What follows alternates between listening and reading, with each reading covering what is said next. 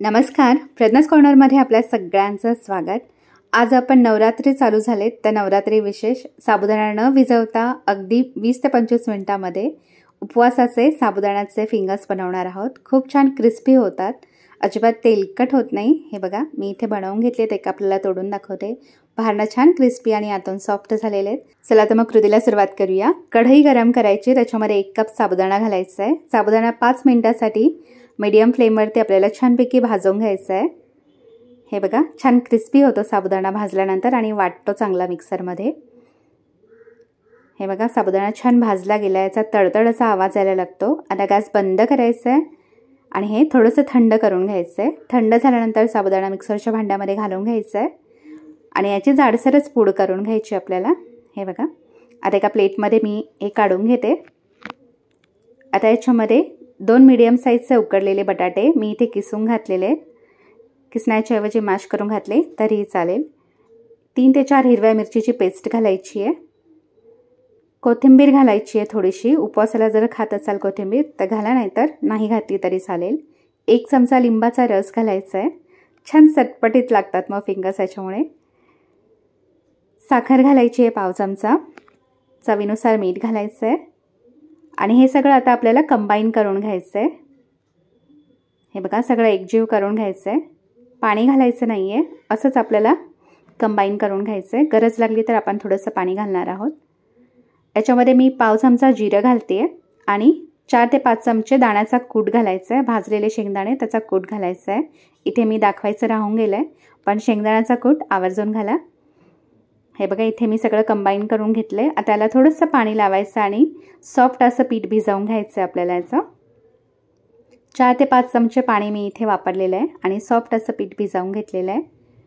आता याच्यावरती झाकण ठेवायचं आहे। 8 ते 10 मिनिटं हे आपण असंच रेस्ट होऊ देणार आहोत, म्हणजे साबुदाणा छानपैकी भिजतो। हे बघा, 8 ते 10 मिनिटानंतर याचं 2 पार्टमध्ये मी हे असं डिवाईड करून घेते। आता ह्या एकाच मिक्सचरपासून आपण वेगवेगळे पदार्थ बनवू शकतो, जसे की पुरी, पराठा, वडा, नगेट्ससुद्धा बनवू शकतो। हे बघा, अशा प्रकारे, किंवा वडेसुद्धा बनवू शकतो।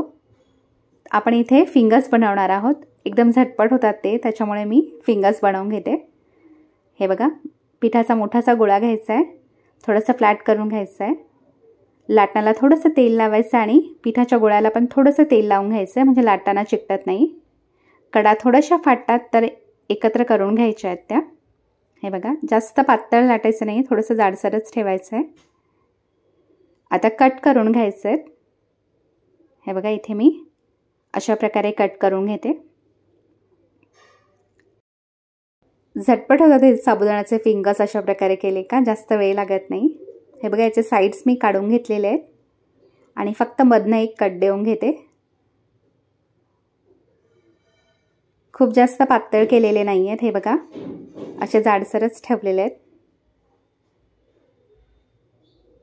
आता एका प्लेटमध्ये काढून घेते आणि बाकीचे फिंगर्स पण याच प्रकारे बनवून घ्यायचे आहेत। एका साईडला कढईमध्ये तेल गरम करत ठेवायचं आहे। तेल गरम झालं का मग गॅस मीडियम फ्लेमवर ठेवायचं आहे आणि फिंगर्स फ्राय करून घ्यायचे आहेत।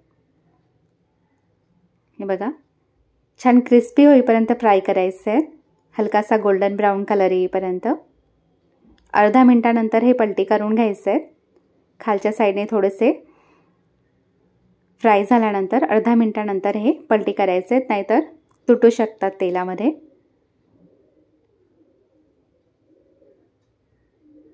आता हे दोन्ही साईडने छान क्रिस्पी आणि गोल्डन ब्राऊन होईपर्यंत फ्राय करायचे आहेत। हे बघा, इथे छानपैकी फ्राय झालेले आहेत, हे काढून घ्यायचे आहेत। टिश्यू पेपरवरती काढायचे आहेत, म्हणजे एक्स्ट्राचं ऑइल आहे ते पण टिश्यू पेपरला सोक होतं। याच प्रकारे बाकीचे फ्राईज पण बनवून घ्यायचे आहेत। मस्त गरमागरम फ्राईज दही किंवा चटणीबरोबर सर्व करायचे आहेत, खूप छान लागतात। मी इथे थोडेसे वडे आणि फ्राईज बनवून घेतलेले आहेत, तर नक्की ही रेसिपी ट्राय करून पहा आणि मला कमेंट बॉक्समध्ये आपले रिप्लाय नक्की कळवा। आपल्याला एक तोडून दाखवते, बाहेरनं छान कुरकुरीत आणि आतून सॉफ्ट झालेले आहेत। तर माझा व्हिडिओ आपल्याला आवडला तर चॅनलला लाईक, शेअर आणि सबस्क्राईब करा। जास्तीत जास्त हा व्हिडिओ आपल्या फ्रेंड्स आणि फॅमिलीसोबत शेअर करा। हा व्हिडिओ पाहिल्याबद्दल आपल्या सगळ्यांचे खूप खूप धन्यवाद।